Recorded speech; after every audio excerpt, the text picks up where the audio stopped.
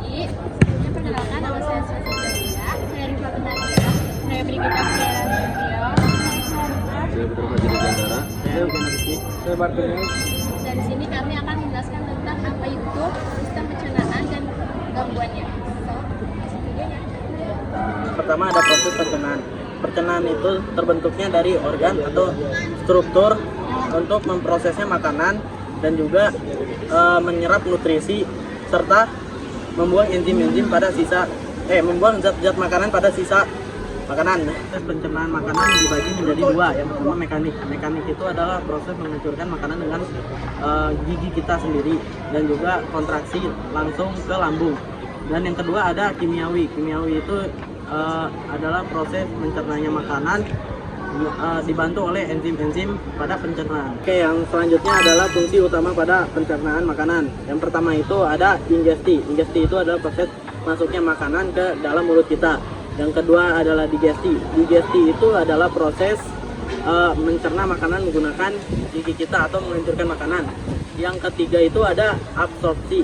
Itu proses mengambil nutrisi pada makanan seperti vitamin dan lain-lain. Yang keempat itu yang terakhir ada eliminasi, yaitu proses pembuangan enzim-enzim pada sisa makanan atau zat-zat makanan. Oke, yang selanjutnya ada organ pencernaan pada manusia. Yang pertama mulut. Mulut itu berfungsi untuk mencerna makanan, berbicara, dan juga mendapatkan oksigen melalui mulut. Yang kedua ada lidah. Lidah itu adalah otot lunak di dalam mulut yang berfungsi untuk merasa makanan atau untuk menjilat lah.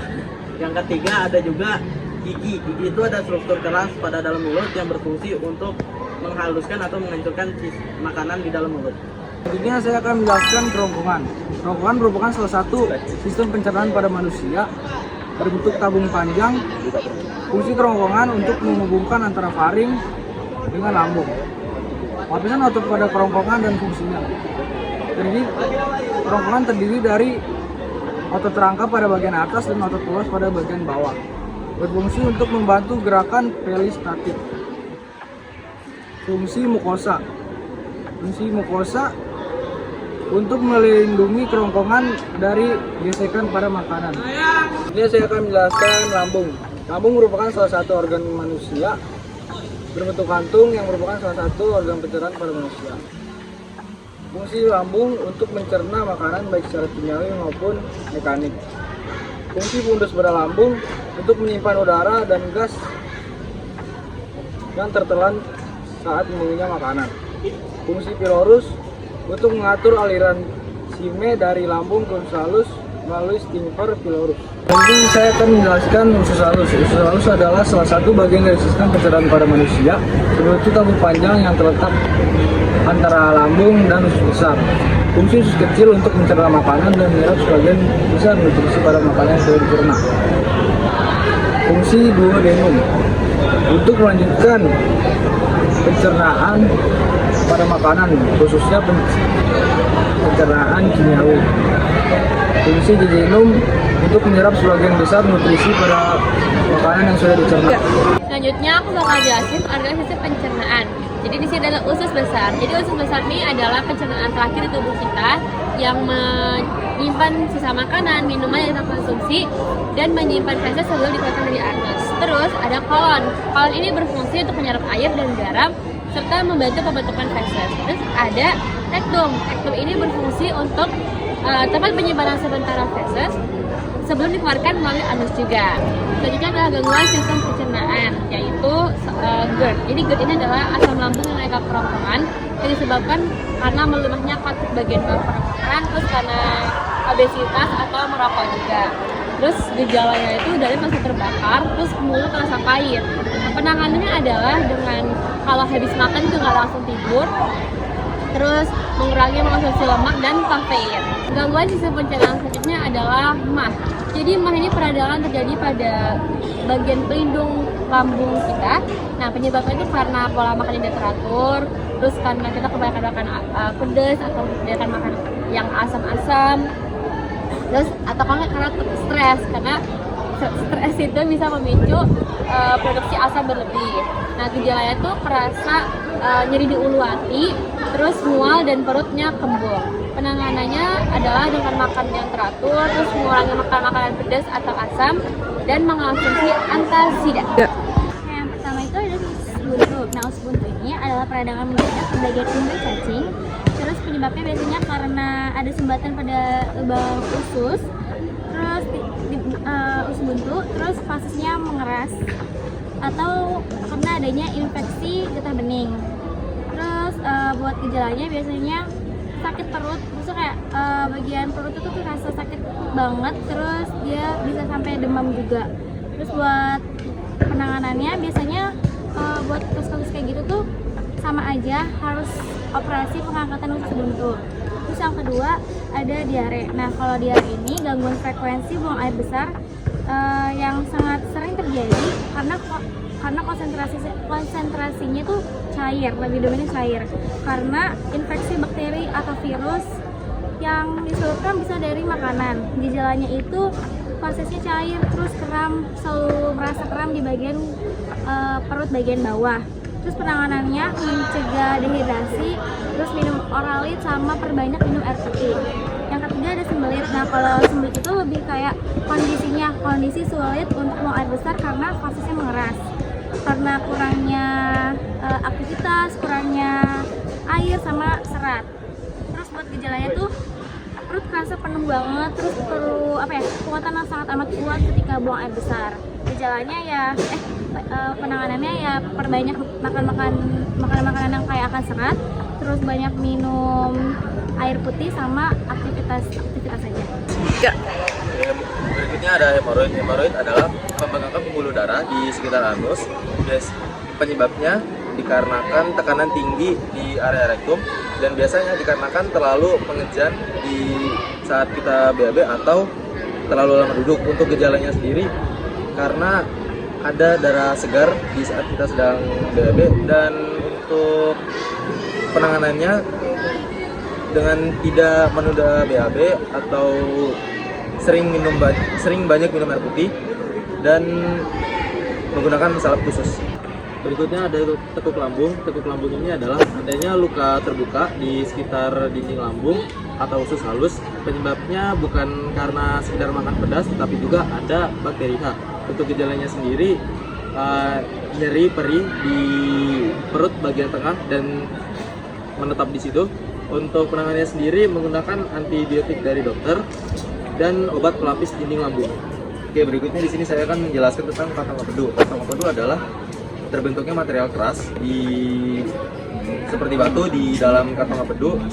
Penyebabnya karena ketidakseimbangan kimia empedu yang biasanya disebabkan oleh kadar kolesterol yang terlalu tinggi. Untuk gejalanya nyeri perih hebat secara mendadak di perut bagian kanan atas. Untuk penanganannya bisa melakukan diet rendah, atau jika batunya sudah besar bisa melakukan operasi pengangkatan kantong empedu.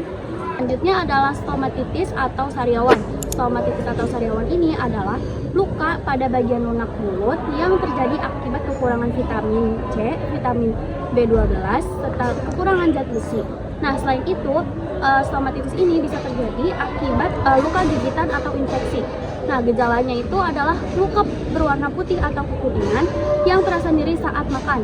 Nah, selanjutnya itu adalah cara penanganannya. Cara penanganannya itu bisa dengan memperbanyak konsumsi vitamin dan menjaga kebersihan mulut serta menggunakan obat oles. Nah, berikutnya adalah intoleransi laktosa. Intoleransi laktosa adalah gangguan di mana tubuh merusak ususnya sendiri saat ada gluten masuk. Penyebabnya yaitu faktor genetik yang membuat tubuh bereaksi negatif pada protein gandum atau gluten. Nah, gejalanya yaitu diare kronis, kerusakan usus, dan penurunan berat badan yang cukup signifikan. Nah, cara penanganannya yaitu dengan cara diet bebas gluten selama 4 bulan. Nah, selanjutnya adalah pankreatitis. Pankreatitis adalah peradangan pada kelenjar pankreas yang membantu proses pencernaan. Penyebab utamanya adalah batu empedu yang menyumbat atau konsumsi alkohol berlebih. Gejalanya yaitu sakit perut berlebih hingga sakit pada bagian punggung. Nah, cara pengobatannya yaitu dengan bantuan dokter atau bisa dengan puasa untuk memulihkan pankreas. Nah, untuk gangguan sistem pencernaan yang terakhir yaitu ada yang namanya diverkulitis. Nah, apa sih diverkulitis itu? Diverkulitis adalah salah satu gangguan sistem pencernaan di mana tumbuhnya sel abnormal atau tumor ganas di bagian usus besar. Nah, untuk penyebabnya sendiri yaitu dikarenakan kurangnya gaya hidup yang sehat atau adanya gaya hidup yang kombinasi antara sebagian serat, terus sering merokok, dan juga adanya obesitas. Dan juga bisa disebabkan oleh adanya faktor keturunan atau genetik. Nah, untuk gejalanya sendiri yaitu biasanya merasakan nyeri atau sakit di bagian perut sebelah kiri bawah dan juga disertai dengan demam. Nah, untuk penanganannya sendiri yaitu dengan pengobatan antibiotik dan juga rehat dari saluran pencernaan atau juga bisa dengan menjaga pola makan yang ketiga. Nah, dari seluruh gangguan sistem pencernaan yang ada, pasti ada penyebab gangguannya dong teman-teman. Apa sih penyebab gangguannya? Penyebab gangguannya dibagi menjadi 4 poin. Yang pertama, yaitu ada pola makan yang buruk. Nah, teman-teman zaman sekarang nih, anak-anak ini zaman sekarang pasti sering banget konsumsi makanan yang pedas, makan makanan yang kurang serat atau karbohidrat, dan juga makan makanan yang penuh banget lemak jenuhnya. Jadi, mulai sekarang stop makan itu setiap hari ya teman-teman. Karena kalau teman-teman semua mengonsumsi makan-makanan seperti tiap hari, itu perlahan-lahan bisa merusak fungsi dan kinerja organ pencernaan yang ada dalam tubuh kita. Yang kedua, yaitu kurangnya hidrasi atau dehidrasi. Nah, teman-teman tahu nggak sih kalau air itu sangat penting dalam sistem pencernaan manusia, di mana air itu berfungsi untuk melarutkan nutrisi yang masuk ke dalam tubuh kita dan juga mengeluarkan zat-zat sisa yang ada di tubuh kita berupa feses. Selanjutnya yang ketiga, yaitu ada bakteri atau virus.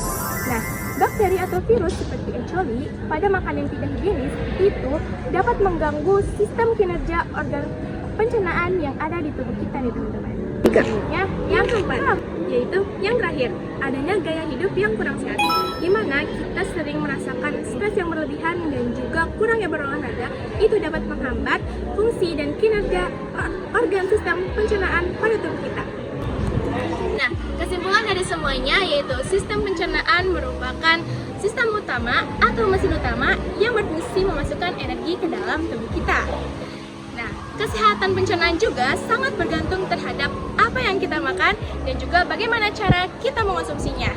Nah, dengan menjaga pola hidup sehat dan juga pola makan yang sehat, itu sangat memastikan bahwa organ-organ pencernaan yang ada di tubuh kita mendapatkan nutrisinya masing-masing.